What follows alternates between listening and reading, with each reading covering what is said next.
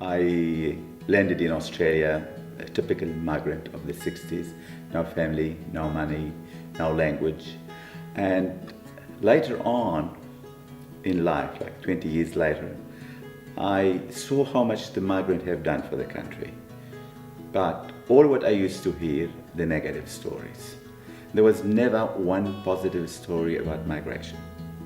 And I thought the best thing to tell the true story, the positive story about migration, is by showcasing the success of migrants against the odds. The Ethnic Business Awards, I describe it as an act of faith in migration, because I believe that migrants contributed so much for Australia.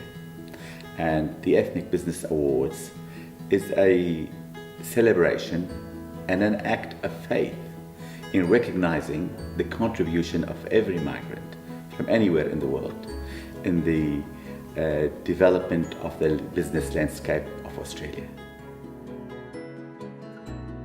After the 6 days war between the Arabs and the Israeli, the Suez Canal closed for ships, and migrants who normally used to come by boat spending 1 month during the journey in the sea. That was enough to kill any germs that you may be carrying.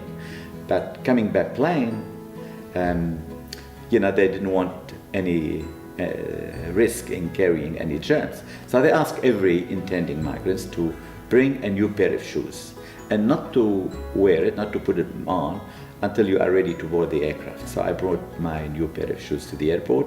I checked in, they checked my shoes, they asked me to put the new ones. I did. And an hour later, we were told that the flight was cancelled, British Airways. We went home, came back a day or two later. They checked my shoes, they asked me to put the new ones. I said, these are the new ones. They said, no, you can't wear them because there is dust on them. I said, I have no other pair of shoes. They said, you can't travel with these, so you can't travel at all. So I was devastated. Can you imagine all my dream, to migrate? So someone looked at my face and looked at that devastation, took pity on me, went behind the counter and started searching into other passengers' bags. He found a new pair of shoes, double the size of my size of shoes, gave them to me. He said, put them on and get on board. I did. And I landed in Australia in someone else's shoes. Now, that became the title of my book, but also that became the meaning of my journey since then, because I have worked with every culture, every community, on different aspects, on almost every single issue in the country. So I put myself in someone else's shoes at every step and at every angle of this journey. The second day after I arrived, I wanted to go to the city, look for a job. They told me where the station. I went to the station, but I didn't know how to say city. So I stood there with a lot of people at the window buying the tickets. And I thought, maybe more people go to the city than anywhere else. I would listen carefully to what is the most used word, and I go and emulate it. So I could hear city, city, city. So I went, I said, city. So obviously they asked me one way or return. I didn't know. So they made the executive decision on my behalf. They gave me a return ticket to the city. I took it, and immediately a train was arriving, rolling. And a woman before me, she had a little child, she said, city. So I thought, I'll follow her. I followed her, the train arriving, and the woman said to her young child, hurry up, and she went down the steps. I froze. I knew up. So why up is down? But I didn't want to lose her. So she walked, so I followed her. I didn't want to lose. So she went into a wagon, I went. She sat, I sat. But in my mind, I'm thinking, why bloody up is down? So in my mind, I thought, maybe because we are down under, everything is reversed here.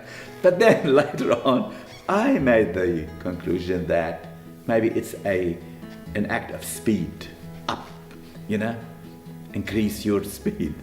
This is how I learned my first lesson in grammar. My word.